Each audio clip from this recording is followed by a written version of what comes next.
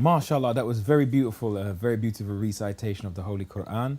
I enjoyed that so much, and it's such a blessing.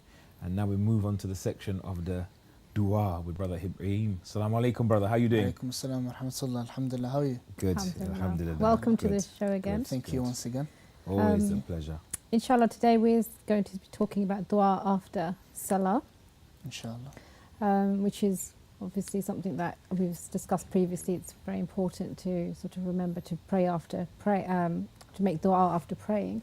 If you'd like to give a bit of explanation about the dua you're going to recite for us. Definitely. So today, this specific dua, of course, there are many du'as that are recommended to be recited after prayer. This being one of them, and possibly, of course, all du'as are beautiful, but possibly one of the most beautiful ones and one of my favorites, just because of the things it mentions within. So inshallah, if I recite the Arabic first, then we can look at the people mentioned. Bismillah.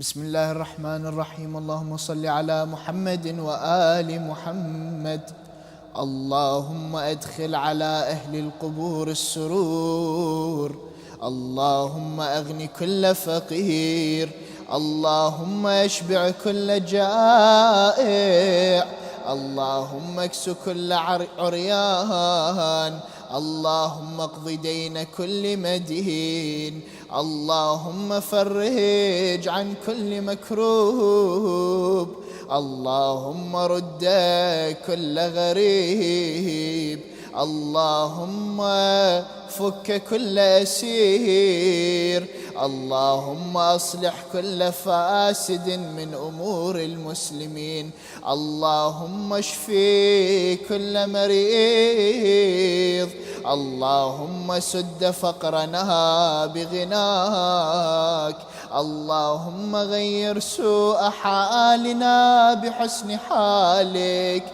اللهم اقض عنا الدين واغننا من الفقر إنك على كل شيء قدير وصلى اللهم على محمد وآله الطاهرين اللهم صل على محمد وآل محمد.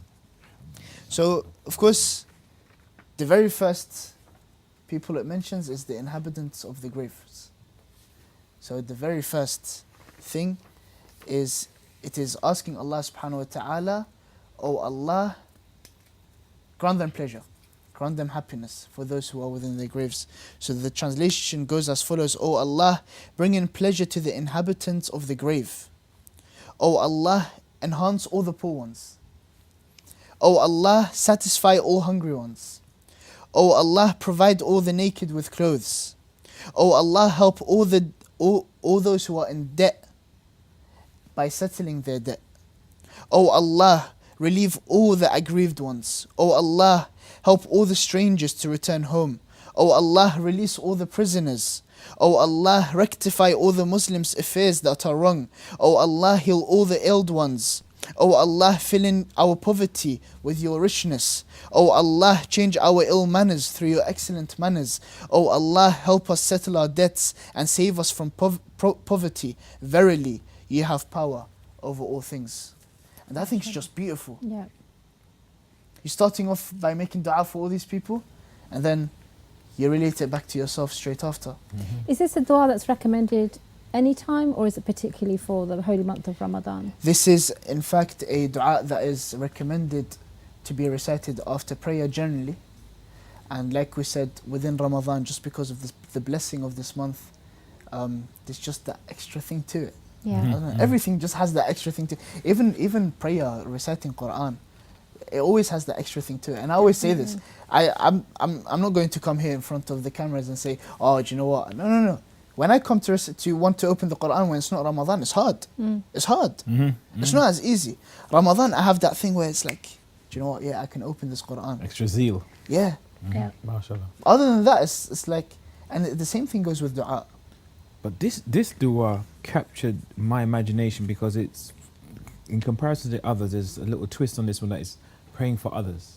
Praying for others, praying for others, praying for others. Because, you know, sometimes we can become absorbed. And Allah does say for us to ask for our needs, but, you know, sometimes we can become so absorbed in our own world and our own needs that we're praying for ourselves, or just for our I family. think it's the etiquette of Ahlul Bayt, isn't it? Lady Fatima Salam Alaiha used to pray for everyone around before her own and then herself. And I think it's showing the etiquette, isn't it?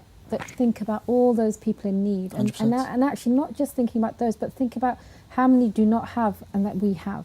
You know, and when you're looking at, you know, clothe those that are naked, well, alhamdulillah, we don't have, you know, in certainly where we live. You know, the poverty, you know, we have so much to be grateful for, and especially in this month.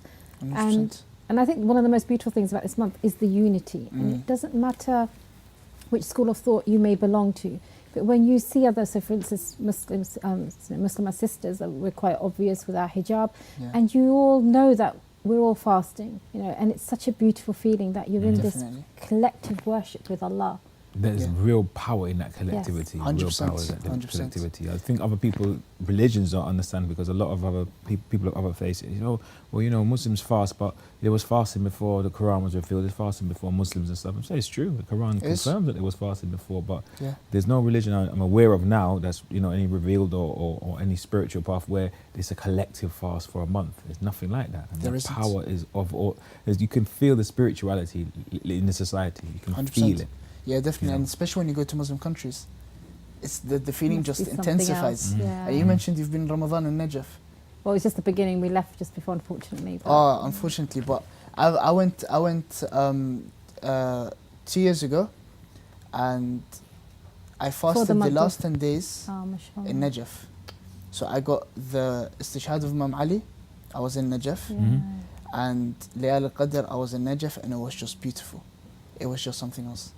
But you mentioned Fatima Zahra and how she used to always pray for others. From that, we get one time someone came to Fatima Zahra and they asked her, "Oh, Fatima Zahra, why is it that you always pray for others? Why do you not pray for yourself?"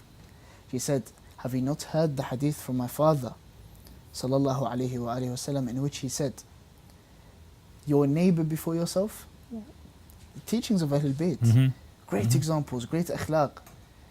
And of course we see in the Quran, لَقَدْ كَانَ لَكُمْ فِي رَسُولِ اللَّهِ أُسْوَةٌ حَسَنَةٌ. He had a great example in Rasulullah. Rasulullah used to always go for those in need, go do whatever he could, literally whatever he could, just to get to them before he gets to his own house. And the same was with Fatima Zahra. She gave away everything she had. There were days where Imam Hassan and Imam Hussein wouldn't eat, yet the poor ones would be eating, because Fatima Zahra and Imam Ali used to always seek out to them. I think that's very beautiful, and we should take a great example from that. Definitely, because I think in the societies we live in, we're promoted to think about, well, sort yourself out first before thinking of others, because, you know, you matter first. But actually, Ahlul Bayt are giving us, you know, such pristine examples that think about the others around you, you know, and I think what you have between you and Allah is a secret, isn't it? They wouldn't have announced that our children are hungry. But it's an etiquette to us, isn't it? 100%. That, you know, these lessons. Do you know what? It tends to work better in society as well, I see. Why? Because if everyone's thinking about themselves, the poor ones, who's going to help them? There's no such thing as there can't be a poor one. There isn't such a thing. There's always going to be someone who is poor. Yeah. Somebody has to have, by definition, less. Yeah, 100%. So who's going to be there for their aid? Me, myself, let's say as an example, I'm very well off right now, but in a few days' time, how do I not know I'm going to get stuff coming in left, right, centre? I'm gone. I don't have anything. I'm going to need aid. Now, I'm not going to be maybe I'm not going to have the health to stand up for myself. You know, often, I mean, we have, mashallah, such good feeding the homeless drives in London. And I remember reading an article about a homeless person in London that one of the national newspapers had run. And they said, well, how did you get to this state? He said, you know, everything just fell apart. His relationship fell apart. His motivation for work fell apart. He was an educated person, had a very good job.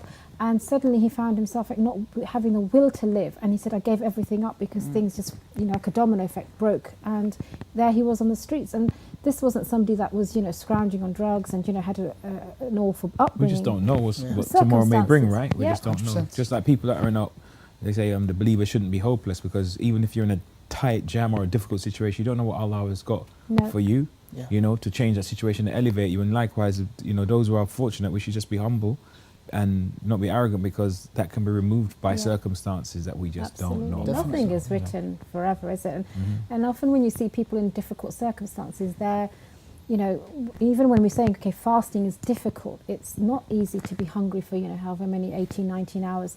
But the willpower that we grow from it, you know, the resistance, resilience we develop, it's amazing how much actually power human beings have if the Definitely. mind is in control of And it. you mentioned Ramadan and fasting.